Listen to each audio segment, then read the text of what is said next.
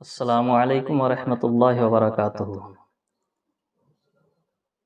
নাহমাদুহু ওয়া নুসাল্লি আলা রাসূলিহিল কারীম, আম্মা বা'দ। আউযু বিল্লাহি মিনাশ শাইতানির রাজীম। ওয়া লা তুবাশিরুহুন্না ওয়া আনতুম আকিফুনা ফিল মাসাজিদ। শ্রদ্ধেয় শ্রোতাবৃন্দ, আজকে আমি আপনাদের সামনে মহাগ্রন্থ কোরআন মাজিদ হইতে সূরা বাকারার একটি আয়াতের টুকরো পাঠ করেছি। তাকে সামনে রেখে একটি গুরুত্বপূর্ণ বিষয়ের উপরে আলোচনা করব। সেই বিষয়টার নাম হচ্ছে কি ইতিকাফ। যেহেতু রমজানুল মুবারকের শেষ দশক সামনে আসছে, ওই শেষ দশকেই ইতিকাফ করতে হয়, যার জন্য ইতিকাফের মসলা জানা প্রয়োজন বা সমাজকে বোঝানো দরকার। এই জন্য ইতিকাফ সম্পর্কে আমি আপনাদের সামনে আলোচনা করব ইনশাআল্লাহ তাআলা। ওয়া মা তাওফীকি ইল্লা বিল্লাহ। ইতিকাফ সম্পর্কে আল্লাহ তাবারক তাআলা মহাগ্রন্থ কোরআন মাজিদের মধ্যে বলছেন, ওয়ালা তুবাশিরুহুন্না ওয়া আনতুম আকিফুনা ফিল মাসাজিদ। হে লোকেরা, তোমরা তোমার বিবিদের সাথে সহবাস করবে না, মিলন করবে না ওই অবস্থায় যখন তোমরা মসজিদে ইতিকাফে থাকবে। অর্থাৎ ইতিকাফে থাকা অবস্থায় কিছু কিছু কাজ নিষিদ্ধ হয়ে যায়। যেমন বিবির সাথে মিলামেশা, এটা নিষিদ্ধ। বিনা প্রয়োজনে আপনি মসজিদ থেকে বাইরে যাবেন না। কোথাও যদি জানাজার নামাজ হয়, যদিও নেকির কাজ, জানাজাতে যেতে পাওয়া যাবে না। কোনো মানুষ অসুস্থ থাকলে তার এই আদতের জন্য তাকে দেখার জন্য যাওয়া চলবে না। হ্যাঁ, যদি আপনার সামনে সেই লোকটা পড়ে যায়, তাহলে তাকে যদি আপনি জিজ্ঞাসা করলেন তার অবস্থা, যে আপনি কেমন আছেন, তো এটাতে কোনো ক্ষতি হবে না, কিন্তু বিশেষভাবে আপনি যেতে পারবেন না। এবার ইতিকাফ মানে কি, এটা আমরাকে জানতে হবে। ইতিকাফের শাব্দিক অর্থ হচ্ছে রুকে রাখা, নিজেকে রুকে রাখা। এবং শরীয়তের পরিভাষায় ইতিকাফ বলা হয় নিজেকে বিশেষ অবস্থায় মসজিদে রুকে রাখা। শরীয়তের পরিভাষায় আরেকটি এর অর্থ বর্ণনা করা যেতে পারে, যে দুনিয়ার সমস্ত কাজ থেকে এবং দুনিয়া থেকে মুখমণ্ডলকে ফিরিয়ে নিয়ে আল্লাহ তাবারক তাআলা সন্তুষ্টি লাভের জন্য, ইবাদত বন্দেগী করার জন্য, আল্লাহকে খুশি করার জন্য লেগে যাওয়া। ইতিকাফের জন্য মসজিদ শর্ত আছে, মসজিদেই ইতিকাফ করতে হবে, যেখানে জামাতের সঙ্গে নামাজ হয়। এবং একটু আগে বললাম যে ইতিকাফ অবস্থায় আপনি বিবির সাথে মিলামিশা করতে পারবেন না, বিনা প্রয়োজনে বাইরে যেতে পারবেন না, মাঠে ঘাটে যেতে পারবেন না, জানাজাতে যেতে পারবেন না। এবং কি বলে, যখন প্রয়োজন পড়বে, আপনার হয়তো পায়খানা পেচ্ছাবের দরকার আছে, সেখানে আপনি গেলেন, বিশেষ দরকারে আপনি গেলেন, আর তখনই আপনাকে ফিরে যেতে হবে এবং মসজিদে ইবাদত বন্দেগী করতে থাকতে হবে।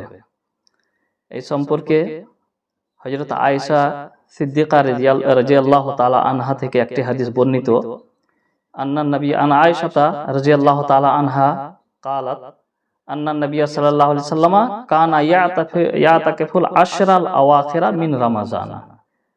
রাসূলুল্লাহ সাল্লাল্লাহু আলাইহি ওয়াসাল্লাম রমজানুল মুবারকের শেষ দশকে ইতিকাফ করতেন, মসজিদে অবস্থান করতেন এবং মসজিদে আল্লাহর ইবাদত বন্দেগী করতেন। হাত্তা তাওয়াফাহুল্লাহু তাআলা, অতদিন পর্যন্ত রাসূলুল্লাহ সাল্লাল্লাহু আলাইহি ওয়াসাল্লাম ইতিকাফ করতে থাকলেন যতদিন রাসূলুল্লাহ সাল্লাল্লাহু আলাইহি ওয়াসাল্লাম জীবনে বেঁচে ছিলেন। মৃত্যু পর্যন্ত ইতিকাফ করলেন, কোনো বছরই ছাড়লেন না।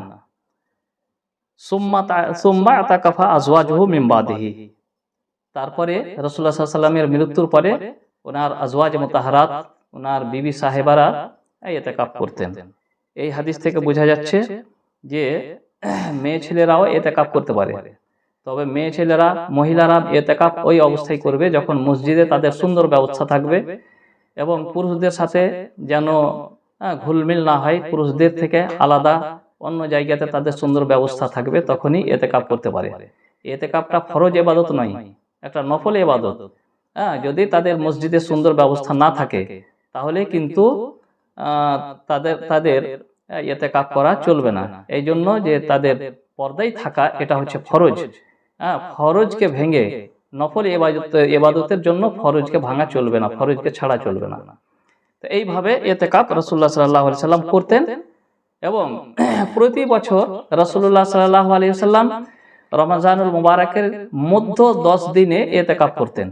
যেই বছর রাসূলুল্লাহ সাল্লাল্লাহু আলাইহি সাল্লামের ওফাত হয়, ইন্তেকাল হয়, মৃত্যু হয়, সেই বছর রাসূলুল্লাহ সাল্লাল্লাহু আলাইহি সাল্লাম মধ্য দশক যখন শেষ করলেন, মানে মধ্যকার 10 দিন যখন শেষ হয়ে গেল, এবার 21 তারিখের দিন যখন এলো, তখন বের হওয়ার 21 রোজাতে মসজিদ থেকে বের হওয়ার ইচ্ছা করলেন। ওই মতো অবস্থায় আল্লাহ তাবারক তাআলা ওনাকে আবার জানালেন যে তুমি যদি লাইলাতুল কদরকে পেতে চাও তাহলে রমজানুল মুবারকের শেষ দশকে তুমি ইতিকাফ করো। তাহলে তখন থেকে রাসূলুল্লাহ সাল্লাল্লাহু আলাইহি সাল্লাম রমজানুল মুবারকের শেষ দশকে কি বলে যে ইতিকাফ করতে লাগলেন। এবং সাহাবায়ে কিরামদেরকে বললেন, যারা রাসূলের সাথে মধ্য 10 দিনের রোজার রমজান মাসে ইতিকাফ করেছিলেন, তাদেরকে বললেন যে তোমরা নিজ নিজ জায়গায় থাকো, আবার শেষ দশকের ইতিকাফ আমরা করব। তো রাসূলুল্লাহ সাল্লাল্লাহু আলাইহি ওয়াসাল্লাম, সাহাবায়ে কিরাম সবাই মিলে শেষ দশকের ইতিকাফ করলেন। সেই বছর রাসূলুল্লাহ সাল্লাল্লাহু আলাইহি ওয়াসাল্লাম 20 দিন ইতিকাফ করেছিলেন। তো যাই হোক, ইতিকাফ করা এটা হলো একটা নফল ইবাদত, কিন্তু আমাদের এলাকায় এটার প্রচলন নেই। এটা খুবই মানে ইবাদত, নেকির কাজ, এবং এই ইবাদতে অনেক নেকি হয়। আর সব সময় আল্লাহ তাবারক তাআলার ধ্যানে, আল্লাহর ইবাদত বান্দিগিতে মানুষ লেগে থাকার একটা সুযোগ পায়। যার জন্য যদি সম্ভব হয় তাহলে আমরা রমজানুল মুবারকে শেষ দশকে ইতিকাফ করব। এবং মসজিদেই ছোট ছোট করে কাপড় দিয়ে ঘেরা দিয়ে ছোট ছোট হুজরা করে দিব, সেখানে আমরা থাকব এবং 5 ওয়াক্তের নামাজ জামাতের সাথে পড়ব, এবং যেগুলো সুন্নাতে রাতেবা অর্থাৎ সুন্নাতে মুআক্কাদা সেগুলো পড়ব, এবং নফল নামাজ আদায় করব। তারপরে কোরআন মাজিদের তেলাওয়াত করতে থাকবো। দুনিয়ামুখী হয়ে থাকবো না, দুনিয়া থেকে মুখমণ্ডলকে ফিরিয়ে দিনের কাজের দিকে আমরা লাগিয়ে রাখবো। ইনশাআল্লাহ তাআলা আমাদের সমস্ত গুনাহকে ক্ষমা করে দিবেন। আর একটি হাদিসের মধ্যে বর্ণিত রয়েছে রাসূলুল্লাহ সাল্লাল্লাহু আলাইহি সাল্লাম কখন ইতিকাফে ঢুকতেন। ইতিকাফে ঢোকা বা ইতিকাফ শুরু করার নিয়ম হলো 20 রমজান যখন শেষ হয়ে যাবে, মানে 20 রোজা শেষ হয়ে গেল, তারপরে 21 রোজার রাতটা শুরু হলো। আরবি হিসাবে প্রথমে রাত শুরু হয়, তারপরে দিন আসে। তো 20 রোজা শেষ হয়ে গেল, তারপরে মাগরিবের নামাজ যখন আমরা পড়ব, মাগরিবের নামাজ পড়ার পরেই ইতিকাফে ঢুকতে হবে, মানে মসজিদে চলে যেতে হবে ইতিকাফ করার জন্য, এবং তখন থেকে শেষ পর্যন্ত মসজিদেই থাকতে হবে। কিন্তু আর একটা হাদিসের মধ্যে বর্ণিত রয়েছে, মুত্তাফাক আলাইহি হাদিস, অর্থাৎ সহিহ মুসলিম এবং সহিহ বুখারীতে হাদিসটি বর্ণিত রয়েছে। হযরত আয়েশা সিদ্দিকা রাদিয়াল্লাহু তাআলা আনহা বর্ণনা করেছেন, قالت كان النبي صلى الله عليه وسلم اذا اراد ان يعتكف صلى الفجر ثم دخل معتكفه।